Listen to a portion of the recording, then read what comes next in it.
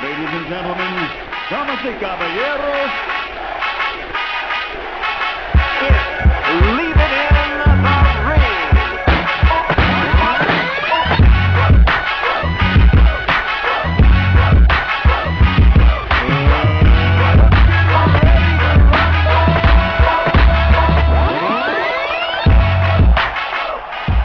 And welcome back to another edition of Leaving Radio. It's Friday, 11 a.m. over here in Northern California. We got a lot of stuff to talk about. We got some things to catch up with. The recap of the Mayweather Maidana, the moment as it was billed. And then, I don't know if you guys had a chance to watch that press conference between Chris the Nightmare Oriella versus Berman Stavern. I mean, that if anything, the first fight was really good. But this press conference really just boosted it up and made it just that much more anticipated. I've been waiting for this fight to happen. I've been wanting to see the rematch between these two. And I'm glad that this kind of kicked off the way it did. It kind of showed that, you know, Berman's those kind of guys that kind of stays quiet, doesn't say a whole lot, but what he had to say, it just made it that more entertaining and that more interesting.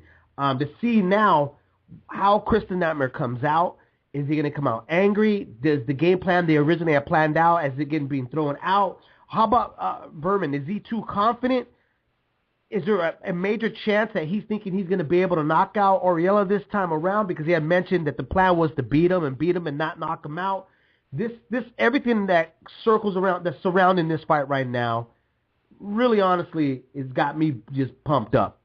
And I can't wait for this fight for Saturday night on ESPN. Gabriel, what about yourself? Did you have a chance to watch that press conference?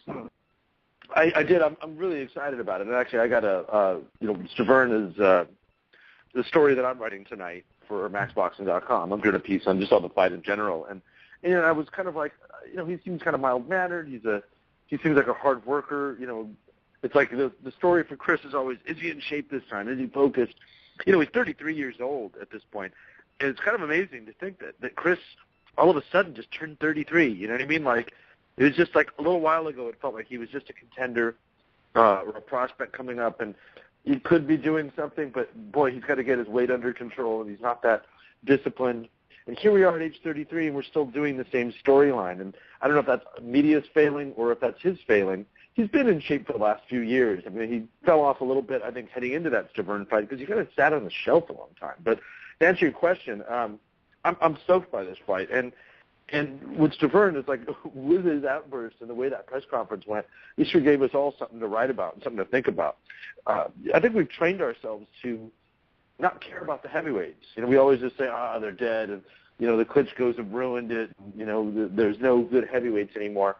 But you really look at the heavyweight division, and it's actually much better than we give it credit for. And this fight is indicative of that, that when you remove the Klitschko's from the situation and you have two guys who are actual size, good things can happen. The actual natural heavyweight size. These are big boys, but they're kind of more traditional. And I just think the punches are going to fly. The first fight was fought at a high pace.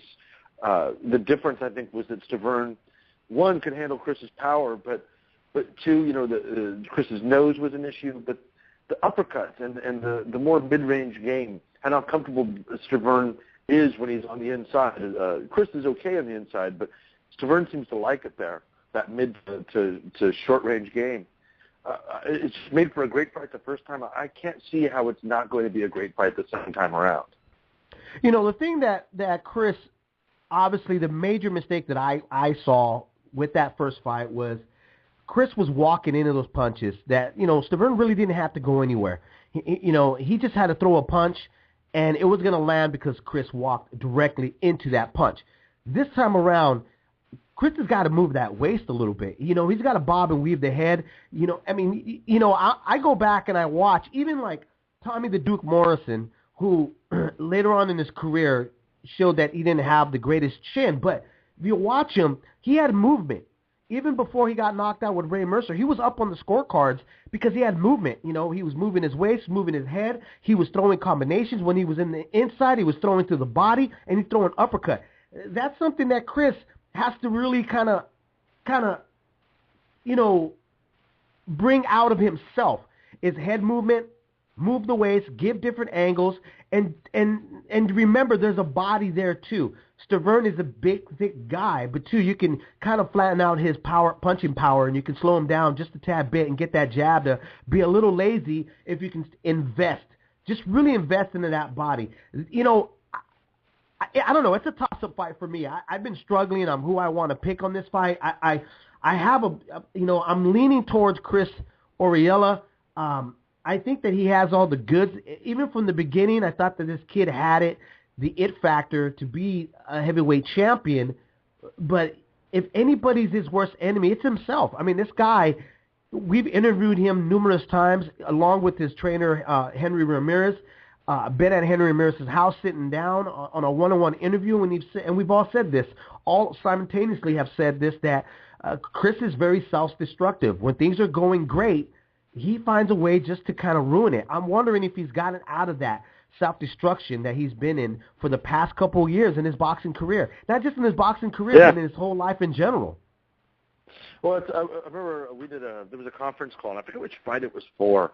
And I asked him about that. Do you have a fear of success? Do you feel like you're not worthy of this, you know? It was pretty funny because he was answering the questions and he was kind of getting into it. He said, man, I feel like I'm in a therapy session right now. But he was like, yeah, you know, he actually complimented the questions, though, because they were just kind of off the beaten path. But I think it cuts right to the heart of him, is that there's something about him. I mean, think back to the Adamic fight and the Klitschko fight. And I mean, dude had the worst training camps ever. Just disappears, comes back fat, just didn't want to win. It wasn't that he doesn't want to fight. I don't think Chris has any problem fighting. I think he was afraid of, he actually said this, that, you know, if I left a percentage on the table, I'm paraphrasing, that he could say, well, I didn't give it my best, but there's a fear of, if I give all of myself to something and then I fail, well, what then? And I think Chris is kind of afraid of that he kind of leaves himself a back door, if you will, to say, well, I was this or that, or, you know, training camp. And for some reason, he's cooler living with that than the possibility of giving everything you've got and it not being enough, which is a scary thing, you know. This game is you know, this sport, which is not a game, you cannot play it because you're getting somebody in front of you that's going to beat your ass if you're not on your game. It's the scariest thing in the world. And you get those questions. You've been in the ring, I've been in the ring, when you're not quite all of yourself or whatever it's getting hot in there, and fight or flight kicks in, and you're like, what kind of guy am I? Am I the guy that shells up and hides? Am I Charlie Z? I talk a lot of trash, and then when I get hit, I'm like, okay, I'm good. Or are you that guy that perseveres and pushes forward? I tend to think Chris is that guy that pushes forward. I mean, look at this Stavern fight. He never gave up. And yet he just doesn't give himself that chance. I think he's given himself that chance this time. Will it be enough? I don't know, but, man, I can't wait.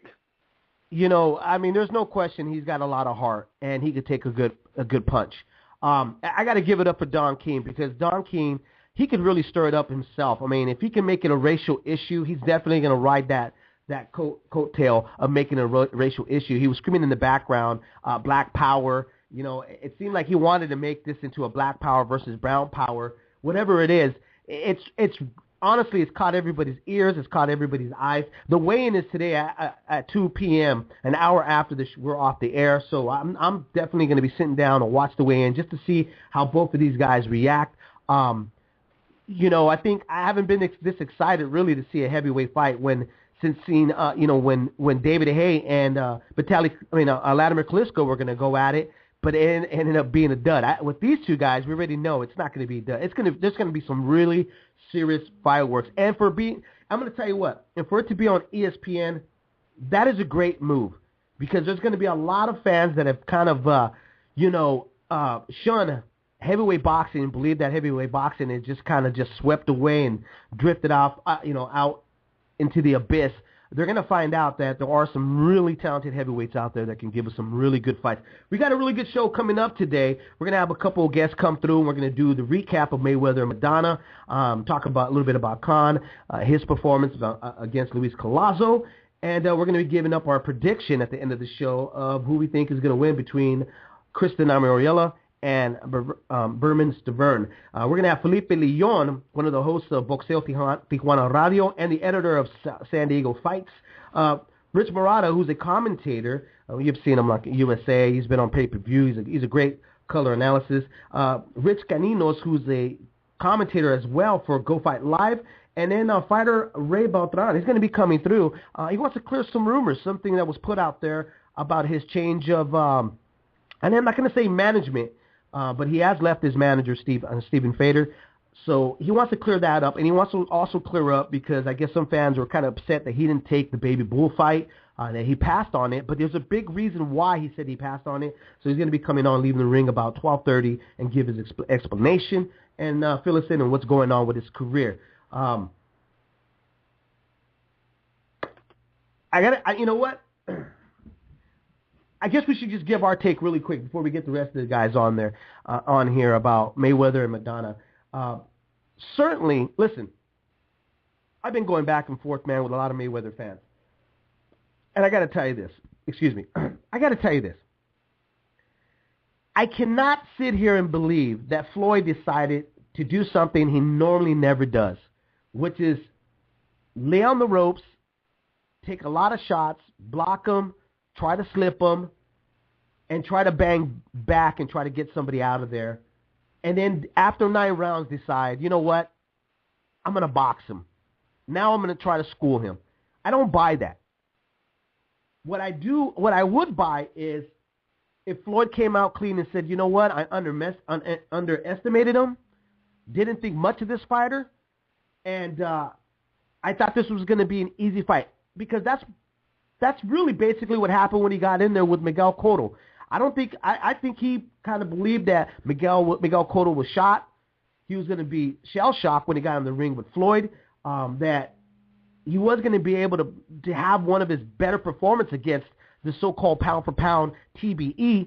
And guess what happened? It ended up being a much better fight than a lot of us anticipated. Here goes along with Maidana, a much far better fight. I mean, we all were really bagging on the fight. We didn't think it was going to be a great fight between those two. We thought it was going to be a one-sided deal, and guess what? We ended up getting something a little more extra special, something that we normally don't see out of a Floyd-Mayweather fight.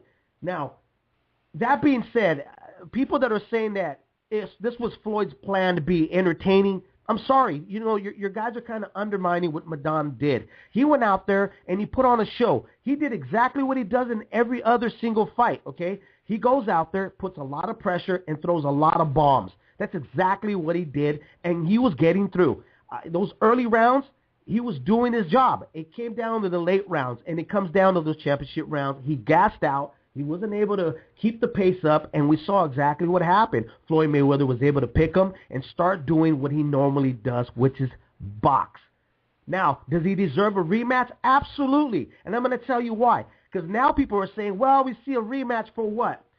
It's going to be a shutout. Wait a minute, folks.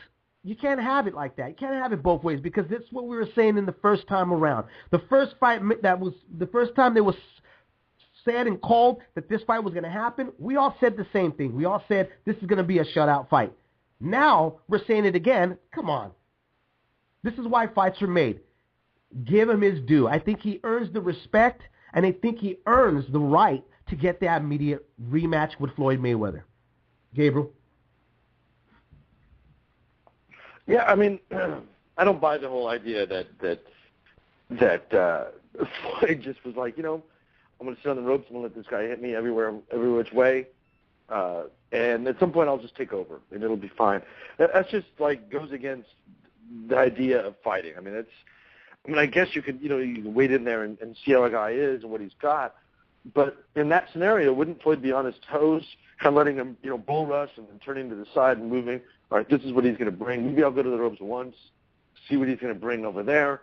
Okay, because I am the all-time greatest and obviously something of a superhero in people's minds. Now I'm just going to take over, and that's, and then Maidana has no chance. That's not the fight we saw. We saw a guy that looks like he can get knocked off the blocks a little bit. Floyd, his legs didn't look strong. There were times when his punches looked downright slow, and maybe he was just kind of throwing them, I don't know what, but, or he was out of position, and so he didn't get quite the zip on him. But we talked about this. There was a couple right hands that just looked like, wow. Like I could totally see that coming. And that's rare from Floyd. At 37, he's 37. And we got to accept that. And at 37, you don't know what you're going to get each time. When you fight 2 times a year, it's a bit of Russian roulette because in boxing, in basketball, if I have an off night, maybe tomorrow night I'll feel better. But in boxing, you're peaking towards one moment.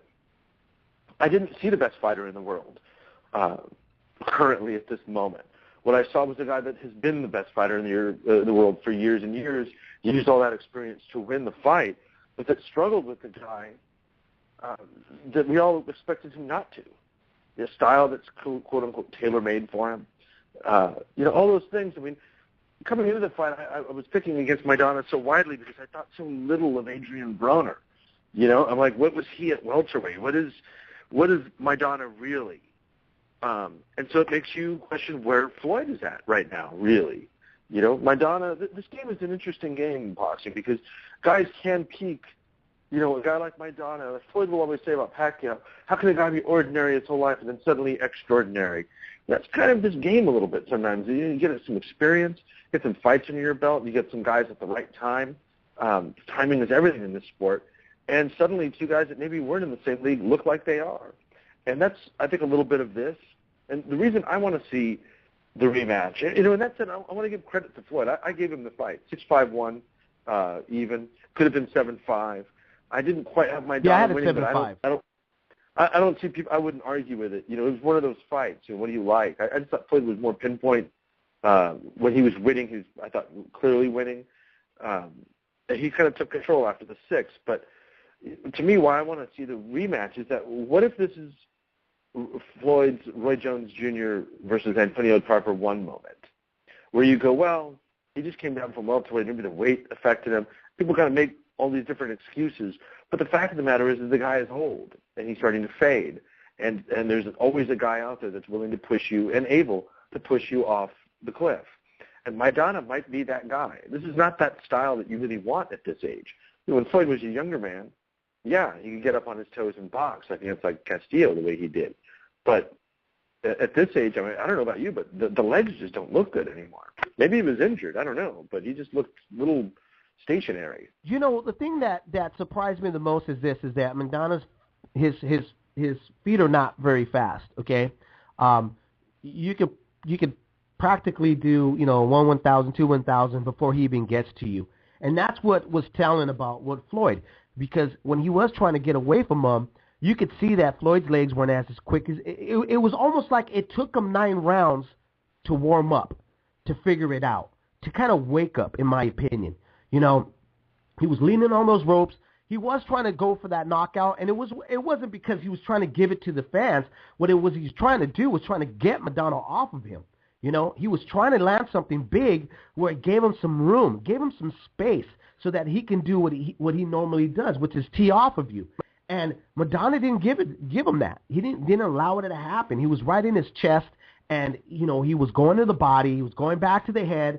Now, when folks talk about dirty tactics, you know what? We all knew that. We all knew that that Maidana had to make it dirty in order for him to get anywhere with Floyd. In order for him to create openings, you got to get a little dirty. But here's the thing: is Floyd is dirty himself. He's gotten away with a lot of things that he shouldn't have been able to by the refs and by the fans themselves. So, to me, what I was witnessing was a guy that was literally struggling with a fighter that really didn't care that he was Floyd Mayweather. He just threw that out the door. And we've said this numerous times. You don't try to box a boxer. A brawler is supposed to brawl a boxer, and a boxer is supposed to box a brawler. And you saw it was evident that Floyd was trying to brawl with them, and that just wasn't his game plan. And I'm sorry, he wasn't trying to do that for entertainment. He was puzzled, and he looked puzzled. And as soon as his eye got busted up and he started bleeding, you saw the panic in his face. And that made him even have to think a little bit more, and I've said this numerous times. If you've listened to us on the show, I've always said the way to beat a boxer is not allow him to think. And Maidana was doing that for 4 to 5, 5 to 6 rounds. He was doing it. But man, the pace that he had to be on, was a lot. I mean, I don't know there's not a lot of athletes out there that can sustain that type of pace. And he was doing it. And he's doing it fairly well. But you could see little by little it was deteriorating. It was just, getting away from him. And then you started to see the sharpness from Floyd. You talk about a veteran. He stayed calm. Even after that cut, he was able to gather himself up again, and he was able to start looking and try to pinpoint. Now, the good thing for Floyd is that he pays good money for a good cut man, because Marcos, what is his name? Marcos Piredon, he needed a good cut man. He didn't have a cut man, and Love, to me, got off the hook. Wow. Parabon, yeah, Under Parabon. panicking. I think there's a clip of that of him tripping out under panic in the dictionary. I mean, whoa. He almost you know what? It was like it was the first time he ever saw blood. Not just his blood, but blood itself. I mean, he started panicking. He didn't know what to do, But the sad part about it is that his corner didn't know what to do. And I was talking to Mike Rodriguez, a good friend of the show, the cut man for War Tape and a lot of fighters out there, and he says that's why you need a good corner man. That's why a fighter should invest in getting a good corner man, or a team should get a good corner man, because of those type of moments. And I completely agree with that, because you know what? If he had a good corner man that would have able to have stopped and really help him out and get for his vision, I think it would have been a completely different outcome. And Love is, to me, Love got lucky. I know I know we said there was no such thing as luck in the fight game, but you got to say that Love got a little lucky here. He was getting rocked and he was getting beat. Piredon went out there and he was just laying it down on him. He didn't care that he was part of the money team. He was there because his goal was to be the first super middleweight Mexican champion in that division. But it all slipped away because of the cut, and he panicked. And like I said, he looked like it was the first time him, seeing blood, and that slipped out of his hands. So goes that. Give this to Love, though. Love got hurt, but man, he took it. He fought through that adversity, and he did. But boy, I mean, he got hit so many times on the ropes and in the corner. Like, it being part of the money team, I expected that little coin change sound on Mario when you find a box that's got a bunch of gold coins in it. It was like ding, ding, ding, ding, ding. I mean, he just got lit up. But you got to give him credit. People can say the guy's got a bad chin, he gets rocked or hurt, but he handled it. You know what? I'm not defending Love at all, but this is what I got to say. I honestly believe that same thing with Floyd. They underestimated their opponent. And I don't think Love really realized how big of a Mexican that kid was. Because Marcos came in, dude, and you could see the size different in width and in length. He was a big guy. Hey, we have our first guest with us here on Leaving the Ring right now. Felipe Leon from San Diego Fights and from Boxeo Tijuana Radio. What's up, brother? You there? Hey, David, Gabe, how you guys doing? How you doing, man? Happy good, Friday. Man. Thank you. Happy birthday. That was like a month ago. Thank you, man. Yeah, thank you for reminding me how old I am. I appreciate it. Hey, his was a month ago. Mine was Monday, dude. What's up with that? Oh, well, happy birthday to you too. Hey, Felipe. So let's run this down. How did you score the Mayweather-Maidana fight? And did Floyd Mayweather look old to you? And do you think that Maidana did enough to deserve a rematch? Well, I did score it 116-112 for Floyd Mayweather. I thought that in the second half of the fight, he pretty much took control of the situation and began landing the harder and cleaner punches. And that's one of the points that I did want to bring, and I had discussed with other people in our show too on Boxeo Tijuana, is that for the first time in a while, we did see Floyd look a little bit all of his 37 years that he's been on this planet. You could kind of tell that he wasn't as in the first half at least as confident as he has been before. But one thing that I did notice as far as my take on it is that we never really seen, I don't know if he's a great actor or he's that great of a fighter, but we've never seen them fight at 100%. I always feel like that he could do a little bit more. And I don't know if it's because he's that great of an actor or he's that great of a fighter. I felt that at times when he was against the ropes, he could have gotten out of there quicker and not taken some of the punishment that he did, but I can't tell, or I couldn't tell, if he was there because Marcos Maidana wanted him there, or because he actually wanted to be there and mix it up. And that's the part that I still can't get from Mayweather, that I can't tell whether he's really fighting to the limit, to his most, to the best that he can, or he's letting things happen just to see what's going to happen next. So let me ask you this. Do you think that some of us are jumping the gun by believing that his legs look a little old, or being at 37, Father Time may be catching up to him a little bit here? No, not at all. I think that we're right on point in saying that. You guys are right on point in saying that. I mean, look at all these other fighters that are fighting well beyond their into their late 30s and early 40s. I mean, Bernard Hopkins is not the fighter that he was 15, 20 years ago, even 5 years ago.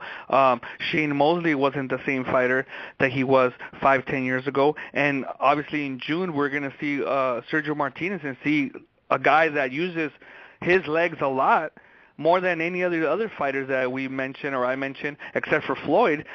See how his legs hold up, especially after those surgeries. So let me ask you this: do you think I think he uses his legs even more than Floyd. I mean, his whole game is based on that crazy footwork and getting into a rhythm. And you can see, especially with him, as he's slowed down. I was noticing this with Floyd too, as he's slowed down. Roy Jones, I guess, is similar. You start to actually see the patterns, and they're doing kind of the same physical things, but it's just a little bit slower. And you see almost the simplicity of it, particularly with Martinez, that his attack, he does that shoulder shrug, which actually kind of moves his arms forward, and it leaves his hands in position to come straight up. And he's just trying to, lure you in. But that's kind of turned into his game as a guy, circling you and not darting in and out as much because he doesn't have that burst because I think his knee's jacked. I'm really curious about that fight. But back to this one, I think, look at what Hopkins was 37 when he beat Trinidad. Compare that 37 to the 37 we're seeing. Floyd just doesn't seem like he's able to just take over physically, be in the center of the ring, and dominate the way, he did it in spurts. But I don't know. To me, did you guys get a sense that it was an injury or something wrong to the point where he couldn't just stand and move the way he did in the Canelo fight? I don't think there was an injury, and if there was, he would have obviously made it a big point in the post-fight presser to say that he was injured, to offset some of the talk that was being said about him, not looking the way that he's looked in the past. As far as the whole Trinidad and Bernard Hopkins comparison, I think that even though Marcos Maidana is coming up also from super lightweight or junior welterweight, and Floyd is also, they're just two different types of body. I think that Floyd Mayweather is just a smaller guy, and he's not going to be able to overpower anybody at welterweight. I think the guys that he has faced at welterweight have really, put on the weight, whether it would be the right way or the wrong way, but they put on the weight, and they still look a lot, physically bigger than Floyd Mayweather. So I don't think that he's in the ring trying to overpower anybody, but, use what he's always used, which is his boxing ability to outbox him. Let's go on to Amir Khan, man. His performance against Luis Collazo, was it good enough, in your opinion, to get Floyd Mayweather next? No, not at all. I don't think that it was good enough. I mean, it was good enough to beat Luis Collazo, but, I mean, let's remember, guys, Luis Collazo was only there because he was able to knock out Victor Ortiz. Luis Collazo is not a guy that has a lot of power, and really he was pretty much forgotten, as far as I was concerned, in the elite level of the division and in boxing. And the only reason that he got that shot and made it somewhat exciting on paper was the fact that he did knock out Victor Ortiz in a big type of profile fight. It wasn't on Showtime or HBO, but it was wasn't on the eve it was on the eve of the Super Bowl, and a lot of people, it was a big buzz, and the way he knocked him out, which was pretty impressive, or it looked good on TV.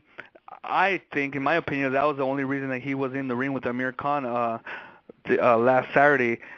So to me, Amir Khan, I mean, to me, that performance wasn't all that great. I wasn't all that impressed. I mean, he did win, and he did win in a good enough fashion, but I wasn't all that impressed. I wouldn't want to see him against Floyd Mayweather. I would rather see the rematch with Maidana. And to answer your first question, I think that Maidana did do enough. Because if anything, it's been one of the most entertaining Floyd Mayweather fights we've had in quite some time. So if it's the choice between Marcos Maidana or Amir Khan, I'd rather see Maidana, even though we all know that Amir Khan can't do it in September because of Ramadan. Well, there you go, Felipe Leon here from Boxeo Tijuana Radio. Every Tuesday night you can catch it on the Leland Ring mobile app, and they can also go down to the website and read the articles in Spanish, and also be sure to check out SanDiegoFights.com. He's the editor and the owner of that website as well. Felipe, thanks for calling in, brother. I really appreciate your opinion and your take on the fight. Hey, thank you guys, and I hope to see you guys ringside sometime soon. Are you going to Cotto Martinez? No, I'm actually looking. I'm not going to go to that. I'm Mexican. I'm Mexican in the middle of 15,000 Puerto Ricans, Argentinians. Were you crazy? But it's going to be interesting for me. I'm going. It's going to be very interesting. Make sure you work on your Argentinian or Mexican accent. I'll wear bright lime green skinny jeans and orange really tight jacket, and I'll just fit right in. Yeah, but you know what I am looking forward, and where I am going to be at this Saturday night is that Chris Arreola-Bermane fight. I think it's going to be a great fight. I think, I want to be there. I think that Arreola has every chance to win. I mean, it's going to be a tough fight. He has to probably put on the best fight of his career, but I think he can do it, and I want to be there when history is made, when the first Mexican-American heavyweight champion is crowned. So I'm looking forward to Saturday night. Is that your pick? What's that? As a Mexican-American, are you picking Arreola? Sorry, Dave. Yeah, I'm going to pick Arreola. I was in the gym with him a couple weeks ago. I saw him spar. I'm going to be honest, I wasn't all that impressed with his sparring, but, like we all know, we don't know exactly what they're working on. I wasn't in the corner listening to Henry and finding out what he was actually instructing him to do, but I did see Joe Hanks put a little bit of hands on him. But he looks in great shape. He looks very motivated. I had the chance to interview him for Fight News, and he looks very motivated. He sounds very motivated. He's in great shape. I think the fact that he's been out of Riverside for the last two camps have really helped him out. And he seems very mature. I've had the chance to interview him before, and this time he's still cussing. He's still talking the way he usually talks, but he seems like he knows that if he doesn't win this fight and he doesn't look in shape in the later rounds, then his days as an elite heavyweight contender or fighter are pretty much over. So I think that he knows that, and he's going to go in there, and I think he's going to lay it all on the line. Leave it in the ring, per se. Yeah, there you go. Let me ask you this, just one last question. Because we talked about this is history. If he wins, he's the first Mexican to ever win the heavyweight title. But it's a box off, Do we count this one, or do we just kind of say, well, I mean, everybody else has probably had one of these kind of champions anyways, so can we count it, or does he need to fight and beat a Klitschko in order to really be the guy and really have it count? Well, I mean, that's a good question. We're going to count it because we're going to count it. What was that? I said that's actually a good question. No, that is a great question. Yeah. That is a great question, but the thing is we are going to count it. We're going to count it because at the end of the day, he's going to walk out of that ring with that green and gold belt, and and the fact that it's a vacant title, it does make a lot of, it makes us the hardcore boxing fans say, well, he didn't beat the linear champion. He has to go out there and fight a Klitschko. But for the casual fan or for, the majority of Mexican fans that, are going to be very proud that this guy speaks Spanish, that he looks Mexican, not to say that other Mexicans don't look Mexican, but I'm saying it, but he looks Mexican, But like most I think it's going to be a big Chris point. Or have a cousin that looks like Chris, like that. Oh, yeah, I mean, shit. He's totally like my cousin Vince, He just, it's hilarious. And so, he's kind of one of our own. I get exactly what you mean. And for us hardcore boxing fans, then for us to really call him, a champion, whether he's Mexican or Chinese or Japanese or American, he has to beat a Klitschko, you know, and hopefully he wants it. He told me in the interview that I conducted with him a couple weeks ago, which I found very interesting, but I didn't include it in my actual piece, was that he's not willing to go to Europe and fight Vladimir Klitschko over there. He feels that if Klitschko wants to be a world champ and he wants to get worldwide attention, he needs to come to the United States. And he made it a point that, hey, I'm fighting ESPN, and I don't see it as a step down from HBO and Showtime, because ESPN is in more cables. It's in more markets. You know, you're going to go into a bar or a wing shop or whatever the case may be, and ESPN is going to be on, and they're going to be watching my fight because it's on ESPN. So if he wants to be a world champion, wants to get, I don't think that Klitschko needs any more attention, but if he wants to get the worldwide attention, as Chris Arreola put it, he needs to come fight in the United States. I'll do it in New York, I'll do it in Las Vegas, but I'm not going to Europe. I think he had a great point with that, you know, but obviously, you know, Klitschko fills up, you know, 50, 60, 70,000 stadiums, so. Well, I think the reason reason be an argument over there is because they don't need us. And I think what Chris is essentially saying is, dude, I'm going to be a Mexican heavyweight champion in Southern California or just in the United States. I don't need you guys either. The money's in the defenses. He can just rack up, you know, wins and money and probably down the line, if they're smart, think like Dodger Stadium. Let's say, just perfect scenario. He wins. They do another fight. Chris has a couple of defenses that he can win. You build towards something. That could be huge because Chris. Just imagine this. Great personality. You know, he wins. He beats Deontay Wilder, which would be, and now in everybody's eyes, he's like, okay, he's looking really good because he just beat a guy that's 31-0 or 32 if you count that knockout he just scored over that little white guy on TMZ. Yeah. You know? Yeah.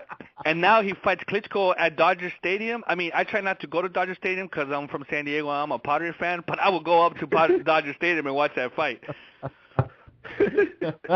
Or Staples Center. Wilder Areola at Staples or the Forum. You know, SoCal's kind of coming back to life. Like right when I leave, like they start moving up, opening up all this stuff. But maybe that's what they did, Gabe, because you were finally out of the county. I was going to say, you didn't get the memo, Gabe? You didn't get the memo? Coast is clear. Coast is clear. All right, Felipe. Everyone hey, man. Up. Thanks for being on, brother. Really appreciate it. Hey, no problem, guys.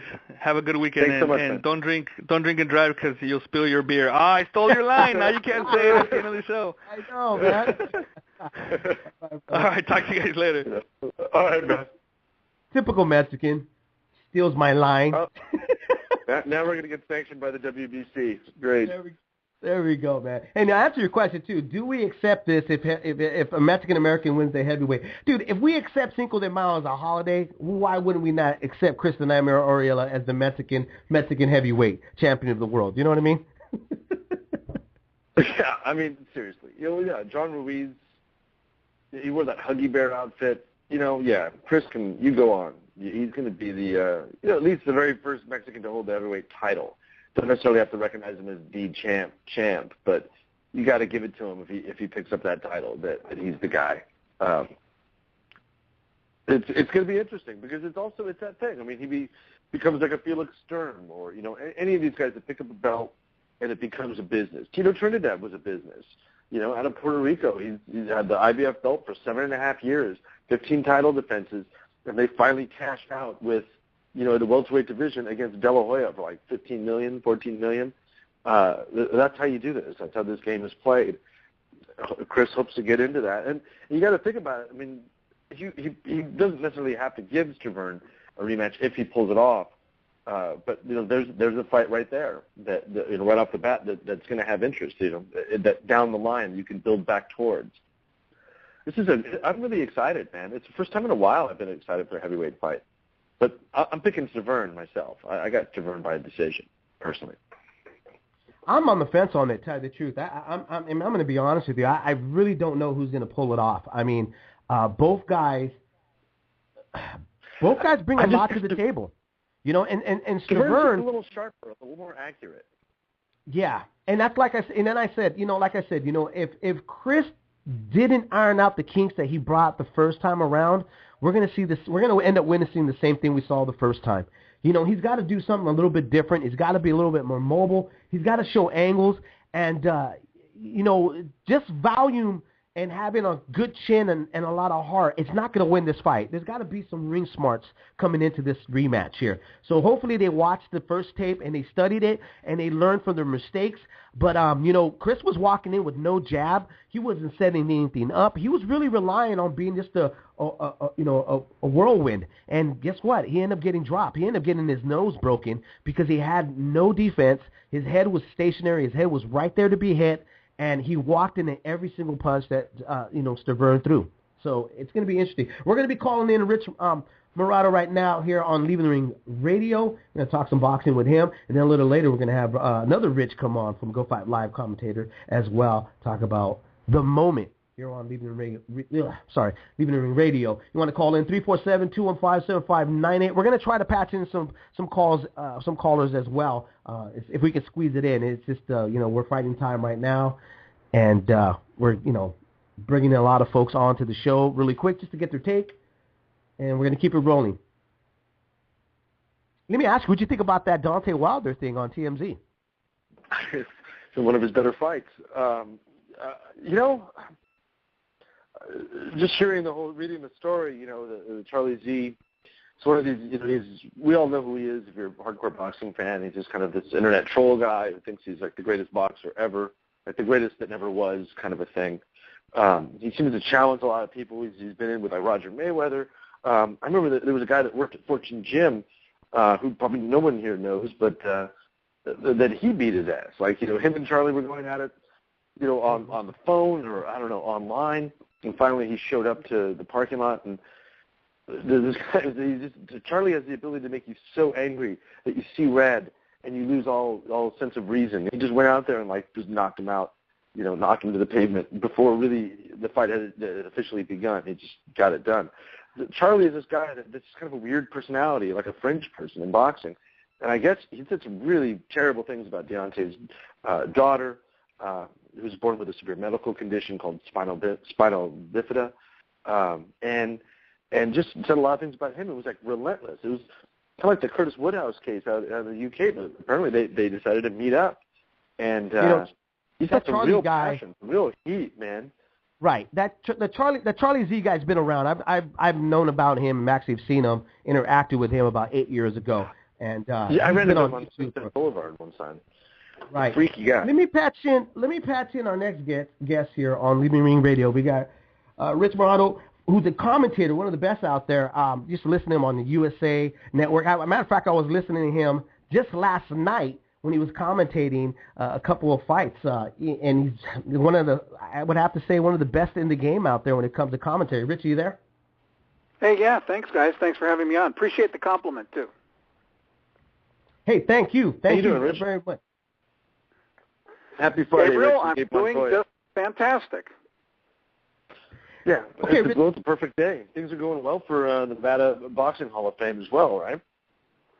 Yeah, actually, we're having fun with that. We're just the Nevada Boxing Hall of Fame, which we got started a year ago, and we're planning right now our August induction ceremony and dinner. We just had a party, what we call Party with the Legends, at the Tropicana Hotel a few weeks ago, where there were a lot of boxing luminaries who showed up to it, and a lot of fans showed up, and it was a great chance to mix the fans with the boxing community and the fighters and people they've heard about and read about and seen and admired through the years.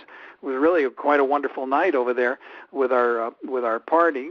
We had Evander Holyfield, who's one of our inductees. He was there, and Floyd Mayweather Jr., Sugar Shane Mosley, Zab Judah, Cornelius Boza Edwards, who's another one of our inductees for this year. He was in attendance. Our two referees who are going into the Nevada Boxing Hall of Fame, Richard Steele and Kenny Bayless, Miguel Diaz, a very famous Vegas figure as a trainer and cutman and everything else possible. And so it was just we really had a nice night, and we were pleased that some of these people who really have had no connection to the Nevada Boxing Hall of Fame came over and said hi as well, like Ruslan Provodnikov And so it was very cool. Some of the best female fighters out there, Anna Hulatan and Ava Knight, were in attendance. So that was really great. And all that's kind of a prelude to what we're doing in August, which is our second annual induction dinner and ceremony that we will have. In fact, we're going to probably put the tickets on sale early next week with that. And in fact, in the next day or two, we'll make the official announcement of date, time, site, etc. It sounds like we got to make our way down over there, Gabriel. Yeah, yes, please. Without question. Since I'm released from my contract to this show, I should be able to travel once again. It's been kind of not a lost year, but I've been doing this show like nonstop. I think we end in late June, so then I'll be free to attend events. There you go. So the moment is a big thing right now out there. Everybody's there's a tug of war of who won and who should have won. So let me ask you, Rich, how did you score the Mayweather-Maidana fight? Well, I was there ringside, and I scored the fight 115 to 113 for Mayweather, 7 rounds to 5. But I must admit, one of the rounds that I did give to Marcos was the last round. So basically, going into that last round, I had Mayweather ahead 7 rounds to 4, and basically at that point, I felt that Maidana needed a knockout to win. I can tell you exactly what rounds I scored for Maidana, which were the rounds 1, 3, 5, 8, and 12. And other than that, I felt it was Mayweather's night in a very exciting fight, and a very, very good fight, maybe unexpectedly exciting, although I did expect an exciting fight going in because I knew what Maidana was going to bring to the table, and he was going to force Floyd to fight, and he did. Myself and Gable, we weren't really expecting something like this to happen, and it did. But, by us analyzing the fight and watching the fight numerous times, we both kind of noticed something, and we're wondering if you noticed this. Do you think that Mayweather's legs looked a little old on that Saturday night, or no? Not really, I mean, I think the year that in the last few years that Floyd has not been in any way a real gigantic mover and boxer or runner, as some like to classify him incorrectly, by the way. But that, in a lot of these fights, he has stood in the pocket with these guys, and he makes them miss in close. Now, in this fight, it wasn't really a case of choosing to stand in the pocket. I mean, Maidana was just all over him. And then that first round was unforgettable, the way that he came out, which was even more than I thought. I thought Floyd's legs were okay. If he had attempted to box more, I think he probably would have been able to do it. I think the second half of the fight, he still seemed very strong to me. And, in fact, I gave him most of the rounds in the second half of the fight outside of rounds 8 and 12. So I thought he did well. I think, if there's any declining there, it's minimal, on Mayweather's part. But he certainly did get hurt, and not hurt, but I mean he got hit, and he got bruised up a little. But remember, Miguel Cotto did the same thing, a couple of years ago. He also hit Floyd, won a few rounds along the way, and bruised him up a little as well. So, it's a different Floyd, maybe not quite as dominant, but I still think very, very brilliant and still, in my opinion, far and away the best right now. Floyd, immediately after that in his press conference, he had stated, even before that, he had stated that his plan was to, for the sake of entertainment, was to stay on the ropes and trade with Maidana. Do you buy into that, or do you think that this was the more of credit to Maidana being in front of him in his chest? Well, I bought into it to this extent. I predicted Mayweather to win by knockout in that fight. I thought he was going to engage with him, and I thought that would be Maidana's undoing. And the reason I expected an exciting fight, and I felt this going in, was that I felt that Maidana was going to bring it hard, not the way that Robert Guerrero and Canelo Alvarez chose to fight him, which was very disappointing to me personally, because those two guys are, they know how to bring it, and they can be sluggers, and I've felt that's the way to fight Floyd Mayweather. But, it seemed to me these guys get in there and forget a game plan, or at least a logical game plan, and think that they're going to outbox Floyd Mayweather. That never entered Marcos Maidana's mind.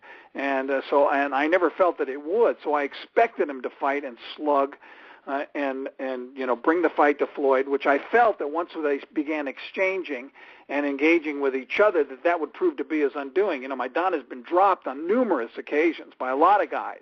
Right. And so I thought that Floyd, once he began landing his, straight punches and his very sharp, crisp punches, would be able to knock him down and maybe to finish him. In fact, my pre-fight prediction had been a knockout for Mayweather in that fight. So I was expecting that, yes. Yeah, I expected almost a Gotti-like performance. I was like, I wouldn't be surprised if Floyd is able to just kind of dance around him and pot shot him. But it was just a much different thing. I don't know. I think the legs. There was a certain amount of, you know what, I actually can't change the course of this. I'm going to ride it out, let the guy get a little tired, working those body shots. Floyd his body shots, whatever he threw, he was very committed to. I think that's really what won it for him. Because in the back end of the fight, it was like Maidana ran out of the energy to do anything different. He could kind of keep ramming into Floyd and closing the gap, but he could do less and less about, when he was there. Still, do you feel? I'm all for a rematch. I think it's the most logical fight. It was a fun first fight. Why not see it again? Yeah, I think a rematch would certainly be fine. I mean, I would see no reason why not. It was a close fight. I don't feel it was a controversial decision, although Maidana tried to paint it that way. I find it very difficult to find anybody that actually scored it for Maidana. Everybody that I've talked to seemed to have it very close, but for Floyd, even in the range of 7-5 or 8-4 for Floyd Mayweather in the fight. But it was close enough, and it was certainly exciting enough to warrant a rematch if that's the direction that that he wanted to go. I love watching Maidana fight. I tell you, every fight of his, I mean, I never know what to expect other than that it's going to be really exciting. And so I really like watching him fight. So I would have no problem with that if they get it on together again. That's so true too. I mean, he's you never know if he's going to take a punch well. You never know if he's going to get back up and knock down the other guy. And, there's been some subtle changes with him being with Garcia. They're not major changes, and there's a lot of polishing that needs to be done with him. But, I'd like to see the rematch. I just don't think it's going to happen. I mean, I could be wrong, but I just don't see that happening at all. I think that Floyd's just not going to want to do it, and is going to find a good reason not to do it, a good reason in terms of his own reasoning of not doing the rematch and bypassing it. I don't know what you guys think. Well, about that. He did say afterward if people wanted it that they could do it again. So he did go out on the line that much. Now I don't know if he'll change. Now Maidana would certainly deserve more money for a rematch than he got paid the first time around. So you could always say that it was a negotiating situation if it did not happen. But I'm not exactly sure what he would do other than that. For a next fight, because Khan won't fight him in September, so you're probably looking at something next year if those two are going to get together. That is true. Speaking about Khan, his performance over Collazo, what was your take about that? What do you think? Do you think that too much to buy into? Collazo, I think a lot of folks were kind of hyping him up because of his stoppage over Ortiz. What do we go with Khan from that fight? What do we go from there? Well, I was impressed with Amir, and I thought that it was a very mature performance by Amir Khan. He had control of the ring. He didn't do anything stupid. He didn't really change his game plan. He was able to set the style and the tempo. Collazo, even with his advancing age, and maybe he's not as good as he was, but he still is a clever guy. And although Collazo, I felt that Louis tried like 3 or 4 different times to change up the way that he was fighting, and nothing really was working. So I thought it was a very good fight by Amir. I always feel, that he's very skilled, one of the very best.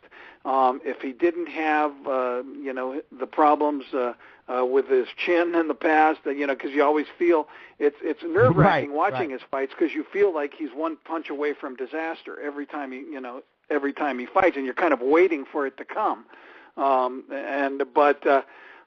think he's really an outstanding boxer with all, he's got speed and skill, certainly.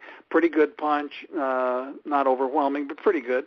And, the only thing is has been his ability to take a punch. So that's always going to be in question because of the couple of disasters that he had in the past. And but I liked how he fought. I thought he fought a very mature fight. And Collazo, on top of everything, he still can make it rough pretty much for everybody. But Khan was in control, and in control of that ring. His confidence was at an all-time high. It looked like. Collazo to me just looked so puzzled. And he was like more memorized of that speed from Khan. I don't think he realized how fast Khan was going to be with those hands. Right. He just looked so confused. Like he didn't know how to counter it. He didn't know how to set his own pace. He decided to try to be a big puncher, try to only throw one punch at a time. He just looked really, really off. And at the same time, he looked like he just got old completely overnight in front of Khan. That might be right, and he did get completely desperate. He was at the point where one round he just kept walking in with his hands down. I mean, just at his side, looking for that big punch to try to right. Turn it around. I mean, he did try a couple of different strategies, but nothing really was working. Maybe the victory over Ortiz was overplayed a little bit because Victor's got his own chin problems and issues. But nonetheless, Louis tried hard. He was hanging in there. He was definitely trying, but he was just totally outclassed. Totally outclassed in that fight. Yeah, he was. Well, Rich, thanks again for coming on Leaving the Ring. Really appreciate it, brother. When can we catch you again commentating out there? Anytime soon? I just got offered a fight, but I just can't do it. I still have my radio shows in the morning, which Monday through Friday that I do on KFI in Los Angeles, and so I still owe them, my prime loyalty. So I got offered a fight, but it was actually in the midweek here in a few weeks that I was unable to do it. But I pop up now and then on Fox Sports 1 doing some of the Golden Boy fights, and so who knows? I don't know myself, but sometimes. But if I can work it in, I like to do every chance I get. I like to do a fight on television and definitely stay in that loop. Oh, all right then. Well, either way, we'll catch up with you either when you're doing a gig, or we'll catch up with you on Twitter. Okay, thanks very much. I appreciate that. And my Twitter handle is @BoxingRich. And otherwise, I'll see you guys at ringside or talk to you from TV. I appreciate it, and thanks for having me on today, guys. Hey, our pleasure. Have a great weekend. Take care. All right, you too. There we go. Hall of Famer Rich Murata with us here on Leaving the Ring, giving his take of Floyd Mayweather Maidana fight. Here on Leaving the Ring, if you want to call in, 347-215-7598. We're going to keep it going here on Leaving the Ring. We're going to be calling in our next guest, which I have to set up right now and do myself. We had a fast pace today here, Gabriel. You want me to just start talking? It's like, got a lot of fights to break down this weekend. It is all about the heavies this weekend, and cool that they're really bringing in this new venue, the Galen Center at USC. I don't know if this is going to lead to more events there, but I think that's the hope. Steve had written about it a little while back.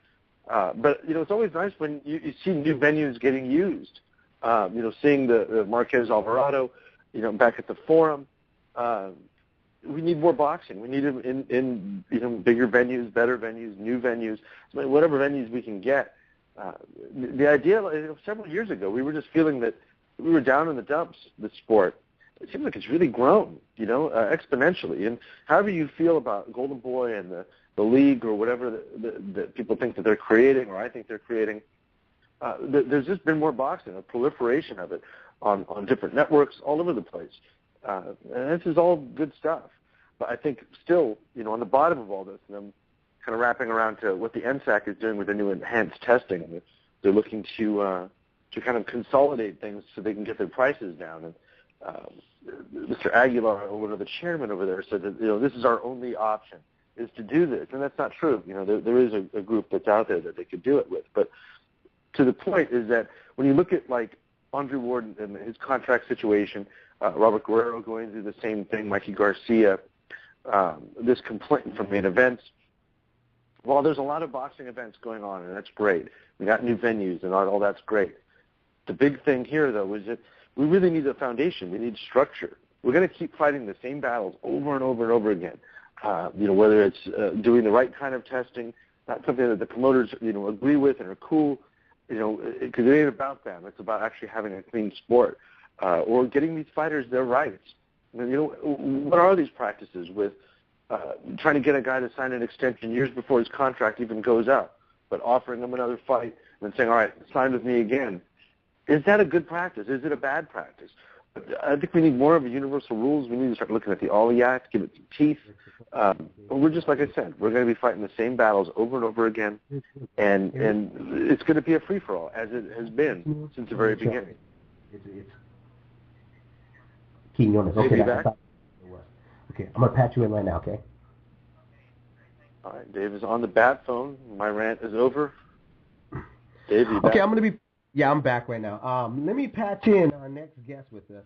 Is Rich Quinones, who's from Go Fight Live. He's a commentator. And, Rich, you there with us, brother? I am. How are you guys doing today? We're doing good, man. Hey, thanks for stopping by and talking some boxing here on Leaving the Ring Radio.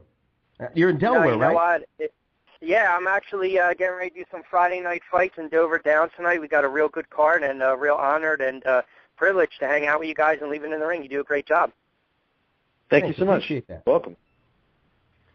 So the big thing right now, the big topic, as you know, is the moment, Maidana versus Mayweather. Let me ask you, how did you score the fight?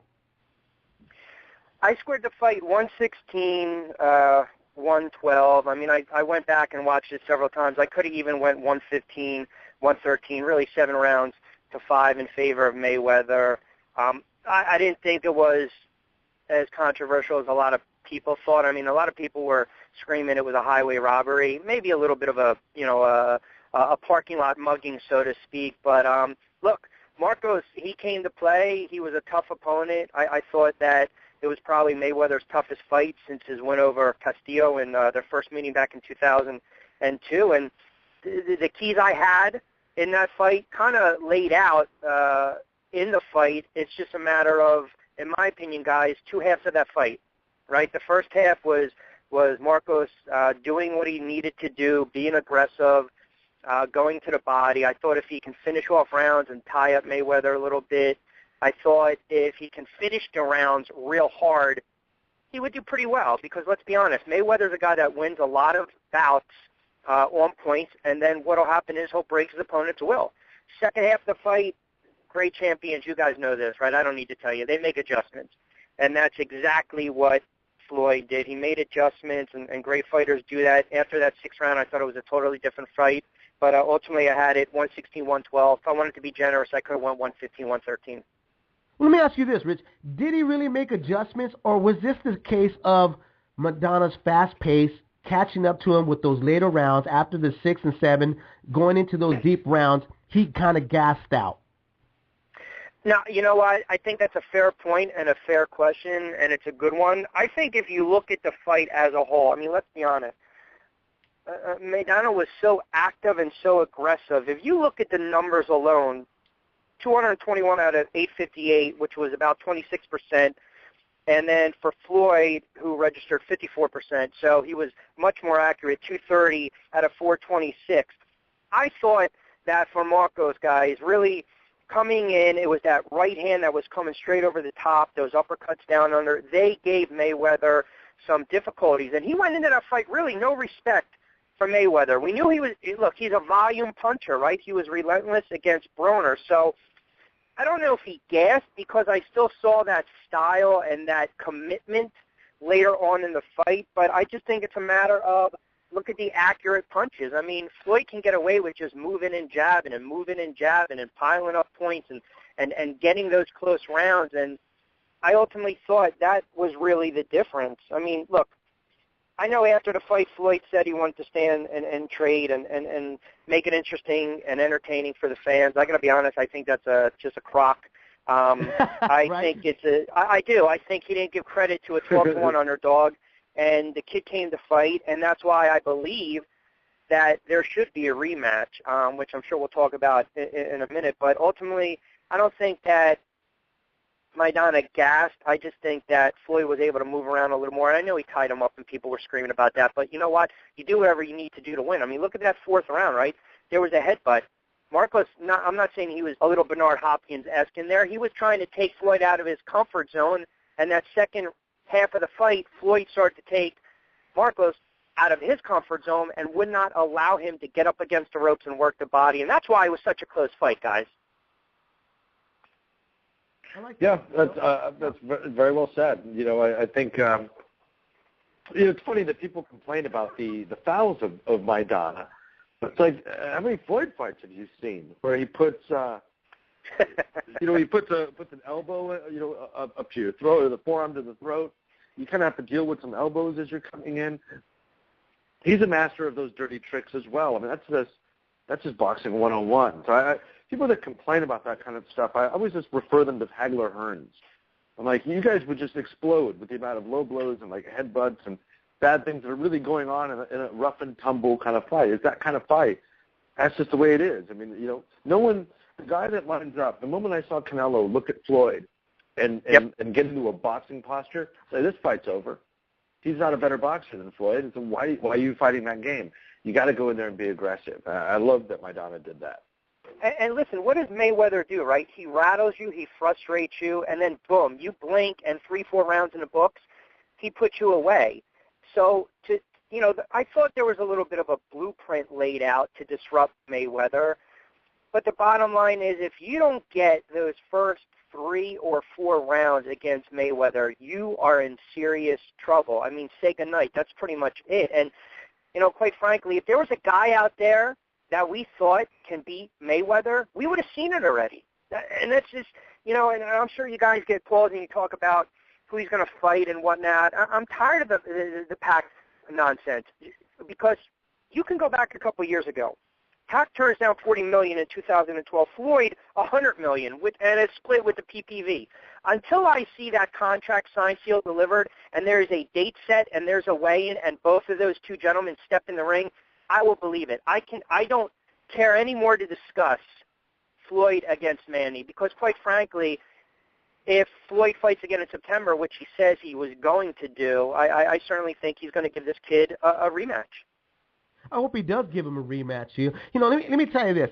The blueprint that I see right now of beating Floyd is being a sprinter that can be a long-distance runner. That's what, to me, that's what Maidana has to do this second time around because he was a sprinter in that fight, and it was working for him. It was really disrupting what Floyd's rhythm. And I've always said, if you disrupt his rhythm, if you make him think a little faster than he needs to think, then you have a legitimate chance. But you have to have an A and B strategy because Floyd will figure you out and he'll start picking you apart.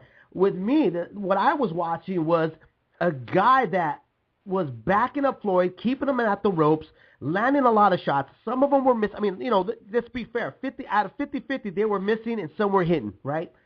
That's fair. That's fair. Imagine if you would have kept that pace.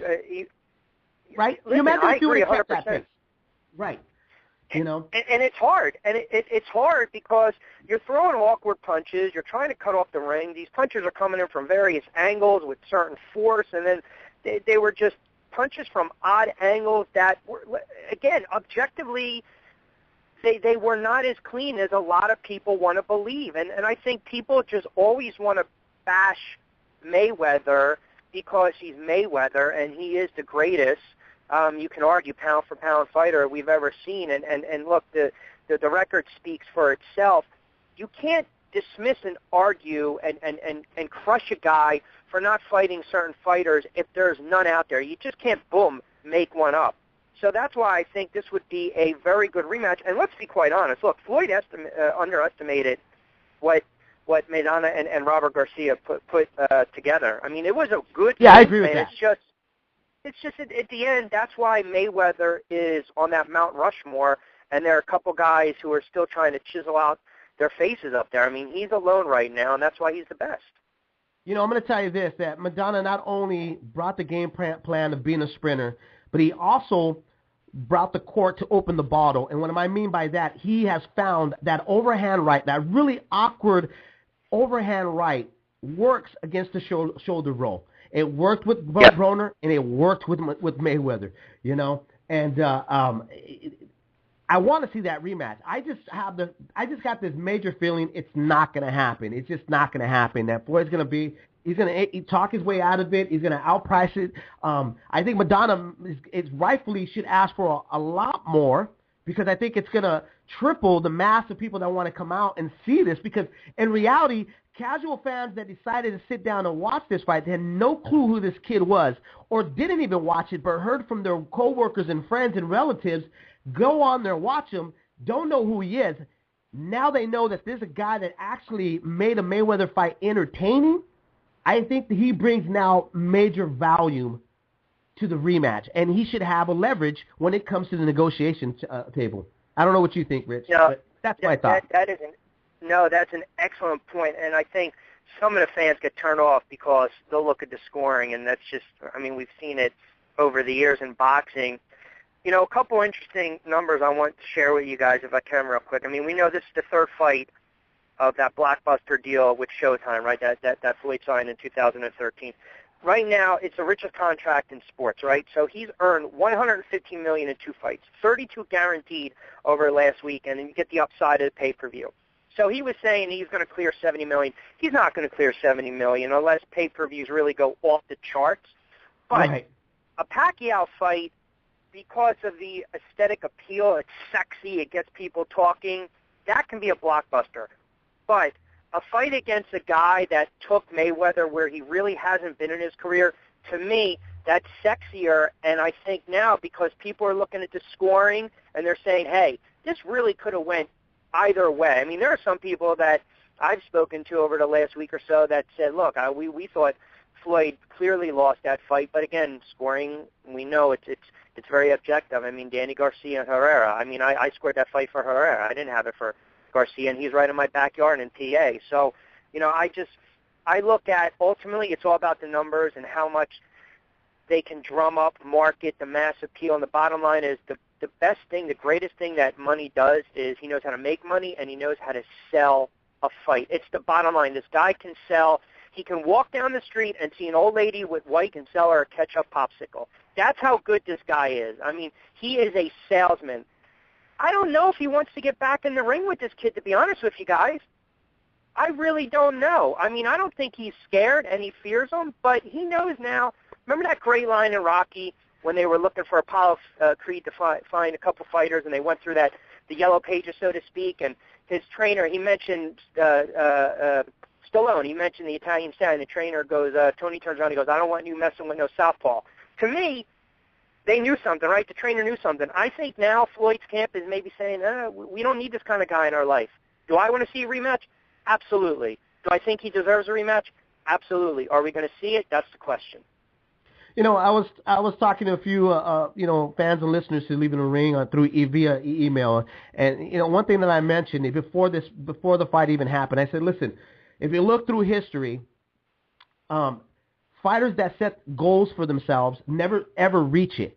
It's a really bad habit that fighters do. They end up putting a lot more weight on their back, more than they need, and because now they need to be a little bit more careful in how they strategize their career to get to that certain goal they want to reach. Mm-hmm. I think it's fair to say that, and I used to say this about Manny Pacquiao a lot, the cherry picking, eventually it's going to pop. That cherry's going to pop. Yeah. And I think we're very close to seeing the cherry pop. We almost saw it happen on Saturday night when Marcos Maidana got in there. And I'd have to tend to agree with my partner, Gabriel Montoya, when he says that I think we're starting to see a little age catch-up with the legs of Floyd Mayweather. And, you know what? I think he's I know a lot of Floyd fans are they going to be pissed off at me. They're going to start sending the hate mail at us once again. But I think he's almost ripe and ready to lose. He's going down that avenue now.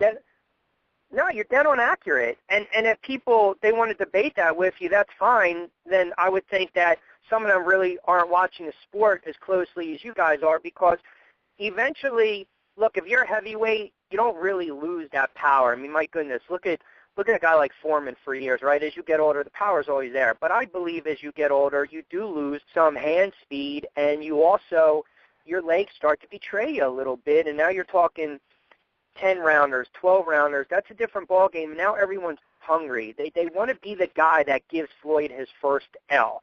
And look, when you look at what Marcos did against Broner, he demolished him, man. He absolutely demolished him. Now, everyone's talking about Amir Khan. I personally have never been a big Amir Khan fan. I respect any man that gets in the ring.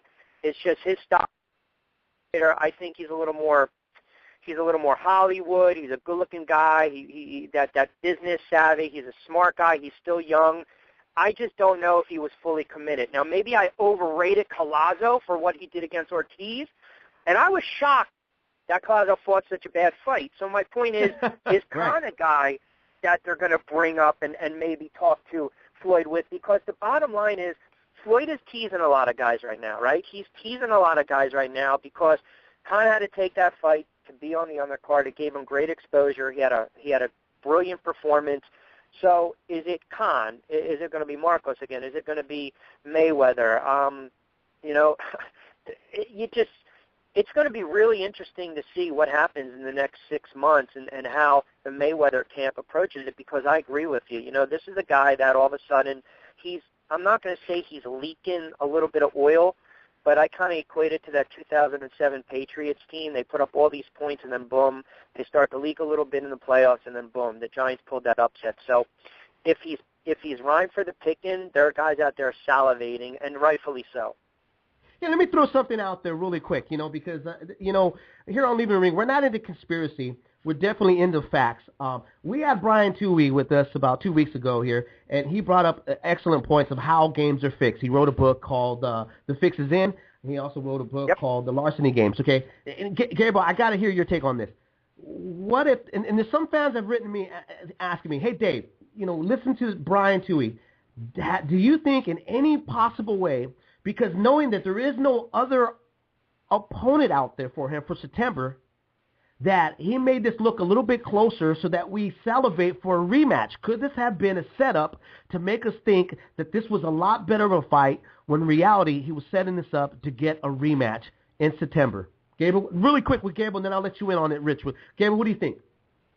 Anything's possible. I just don't think it's in Floyd's DNA to sacrifice his body in that manner. He always said he didn't want to be in a Castillo-Corrales type of fight. I don't know. Maybe that's why he was getting so mad at Maidana and talking to the ref so much, was that he was trying to control the situation. Like, look, this is what it is, but don't get too crazy here to hit me behind the head. I thought he was looking for Miss Jackson and Nelly, to tell you the truth. Wow. But, anything's possible. It's boxing. Too soon? Absolutely. Right. Never too soon, Dave. Never too soon. Rich, what do you think, brother? Man, if you're trying to sell me that, then I'll tell you what. I got a bridge I can sell you to. Any takers? No, I don't. Listen, when you step, man, I don't care what level it is. I mean, I've done close to about 130 fights in the calendar year, and for Go Fight Live and for Comcast and for television, and any guy that steps in the ring, they come to play.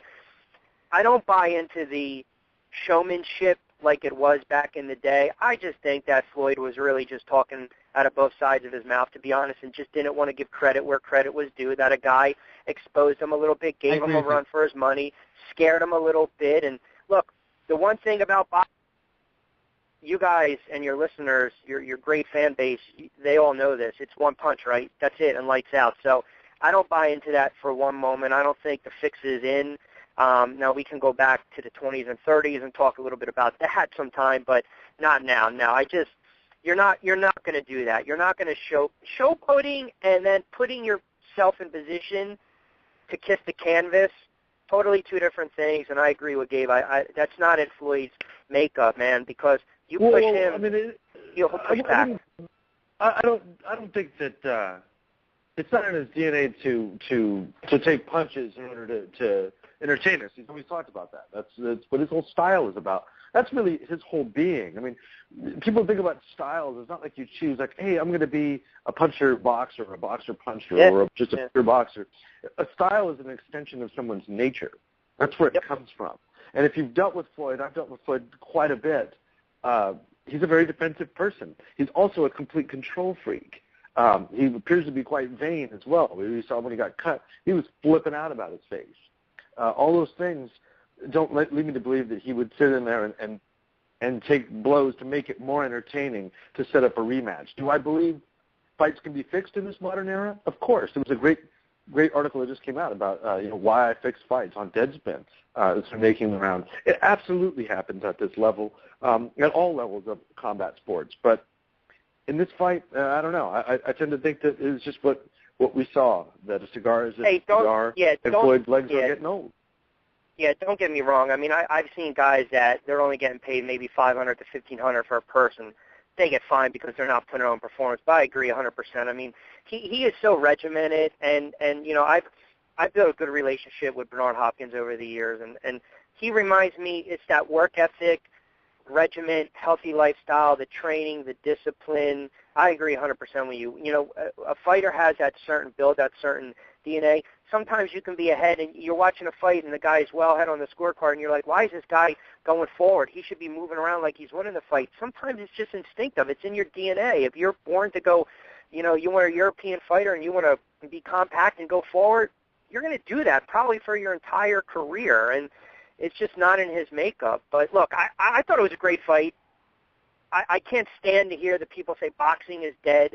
It's another crock. The past year or so, the sport has been very good. There's been controversial outcomes and decisions, yes, but we've also seen some very, very good fights. I think the heavyweight division moving up to in the U.S. So I was very pleased with the card. I know some people criticize the card again, but it is what it is. And I was hoping for competitive, entertaining, and really fair and balanced scoring when it was all said and done. And I thought for the most part it was a real entertaining fight. Well, there you go. Rich, hey, thanks again, brother, for coming on Leaving the Ring. I really appreciate it, man. And we'll catch up with you on Twitter. Guys, anytime, man. And for your fight fans out there, follow me definitely on Twitter, RichQ on Q, and then GFL.TV, a lot of combat, a lot of boxing. And it's a pleasure and an honor, guys. I appreciate it. Thank you so much. All right, man. All right, have a guys, great weekend. Thank you. Take care. You too. Adrian Broner, Carlos Molina, man, I almost had it. I almost called it. I thought that, Molina was going to be a little bit tougher than what folks were, saying it was going to be. I got to tell you this, I don't know what happened to Molina. And when we had Adner Mars, the strength and conditioning coach, with us on the show, what did he say? He gets stage fright. And you kind of see that. All of a sudden, he just shut down after the third round. For some reason, he just wasn't the same guy anymore. But I got to tell you what. Broner's ready to go. 140, 147. He's definitely in quicksand. I don't see this guy going anywhere if he's not properly maneuvered and matched. He just doesn't have any pop. He seems really slow. And really, Molina just let the fight go. And if you want to talk about a fixed fight, I gotta tell you, Gabriel. Give me a reason. Why did Molina stop punching? It was working. His overhand right was landing. His left hook, every time Broner took a step back, it was landing. But all of a sudden, it just stopped. I couldn't get that. I just didn't understand what happened to the kid. I don't know. Only he knows the truth, right? Well, I'm not going to call it a fixed fight. I don't know, but it was certainly strange, and it just Broner was there for the taking. I think, like you said, he is definitely there for the taking. The guy is very ordinary, in my opinion. He's got a lot of confidence, but if you can break that, as Maidana showed, and rattle him, shake him around, you can do some things. But if you're going to stand there and trade with him and try to outbox him and try to outthink him moment to moment like that, he'll pick you apart. He's quick off the draw. He's a little bit stronger guy. I thought he was bigger and stronger than Molina. He's not really natural to the weight. But, yeah, I just thought he left everything kind of on the table a little bit. Molina did. I never really understand that. But, it's just nature's. And only, a fighter knows who he really is inside. And when you get in those moments, Maidana is a guy that he just is willing to throw caution to the wind. Not a lot of fighters are like that. Otherwise the sport would be huge if they all fought that way. But I just I don't know. I felt bad for Molina. I thought he could have done more. I thought he had an opportunity in front of him, and he just didn't quite take advantage of it. Yeah, I mean, definitely. I got to go back with Luis Garcia, strength and conditioning coach of Abner Maris, who's he was on point. He said that Molina's a nice kid, but get him on that big stage, he chokes. He doesn't know what to do, and it was very evident that night against Broner, because what was working for him, it was definitely showing, but then he just went shell shock. He just couldn't do it again. That just really surprised me there. Hey, let's patch in some fight fans before we get our next guest, which is going to be Ray Beltran. He's going to be coming through on Leaving the Ring. Let's get some callers here really quick. See if they want to talk boxing with us here on Leaving the Ring. Area code 509. You're on live right now. What's on your mind? 509. You out there? Okay. Let's go on down to the next one. Area code 212. You're on live right now on Leave the Ring. What's on your mind? What's going on, fellas? It's Richie from NYC. What's up, Richie? How you doing, man? How you doing? What's going on? Listen, I couldn't watch the fight this weekend. I had to take care of some stuff for my mom. What was the whole glove issue that was going on? Okay, they had a set that matched Maidana's outfit. That were the Everlast MX gloves. They're kind of almost a version, I guess, of the Cleto Reyes puncher's gloves. Mm-hmm. When they went to be inspected, the Mayweather side didn't like the glove. They felt that the padding in it could be manipulated and moved, and they felt that it already had been apparently, and so they were out. And the Maidana side was not happy about it. They went to a different glove, I guess it was, because the commission backed up Floyd's side. So then they went further along, and Kim and I only wrote a nice piece about it. Steve Kim, Max Boxing, wrote a nice piece about it. And they really just break the whole thing down. And essentially they got to the point where he had to switch gloves. I think he was paid some money, switched to a different glove. The Everlast Powerlock, I believe, is what he went with eventually. Which is still a good glove, but it was not the glove he chose. More detailed account, the sounds of we live it here. Check out Kevin Helley's piece on him. He did a really nice job. He was there kind of as it was breaking and got everybody involved. Okay, awesome. Thanks a lot, guys. Hey, thanks. No problem. All right. Let's go with, I believe we got Rob Riller with us here online right now. What's up, brother? You're on live right now on Leaving the Ring. Yo, Happy it's Friday. about to go down. It is. It absolutely is. All right, it's about. I was, there's so much to talk about in boxing, and I was like, I'm not gonna talk about the Mayweather fight. I'm sure they got that handled. I'm about to talk about, Jadeveon Clowney versus Chris Areola, and it didn't go down like that. Okay, didn't go down like that. Needless to say, I got Areola in 7. I think Jadeveon Clowney is a little bit overexcited, a little bit overhyped. But the Mayweather fight, I feel like there's a lot of people right now that are getting too used to this crap. And really, when I hear, it would make sense to me if they just gave scores that I could kind of not that all scores have to agree with my opinion. That's not true. I could be biased at one point. I could see things the wrong way at one point. I could be scoring the wrong way at one point. But when I hear people say that they scored the 12th round for Maidana, I thought Maidana got his ass beat in the 12th round.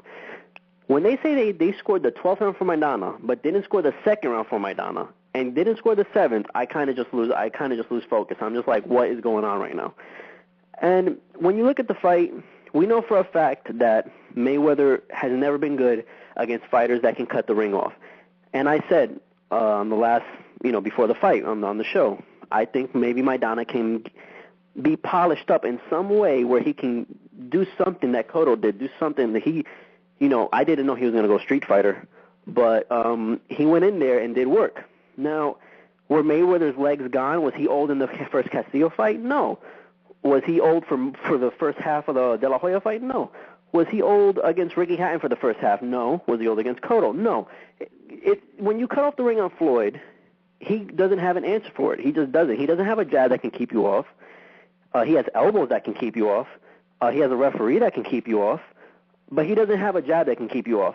And if you look at the punch stats, because that's all I keep hearing people say, give me the punch stats from rounds 1 through 8 of the Maidana fight.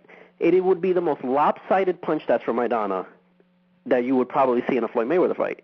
Most of Floyd Mayweather's punch stats came from a jab that was landing later in the fight and landing at a very high accurate percentage because Maidana wasn't moving his head.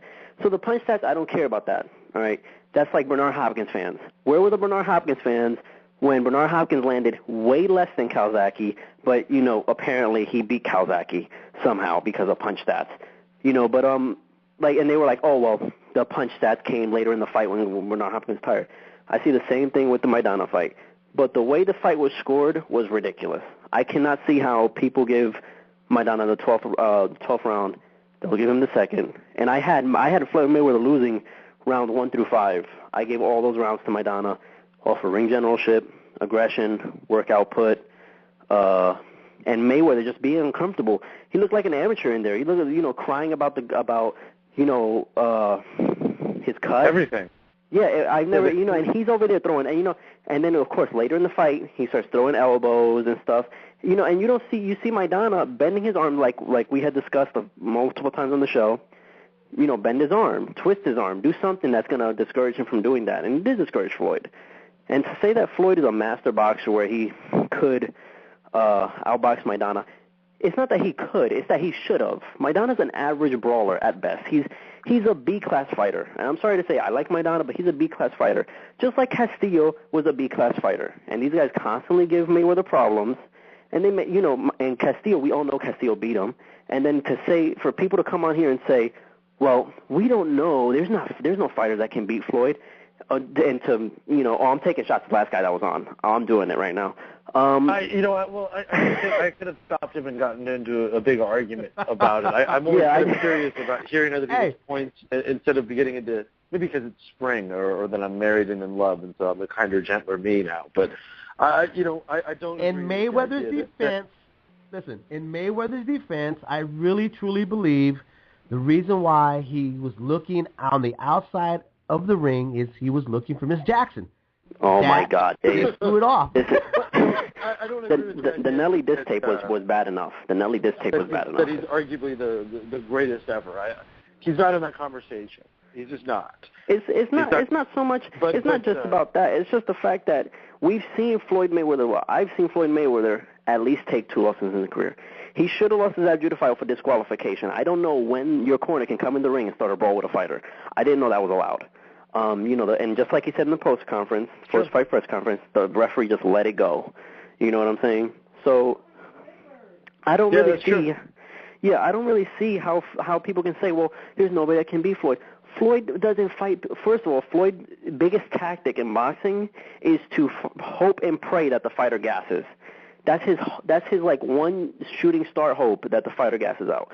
Floyd Mayweather has to be the biggest product of modern pop culture media exemplified in boxing today.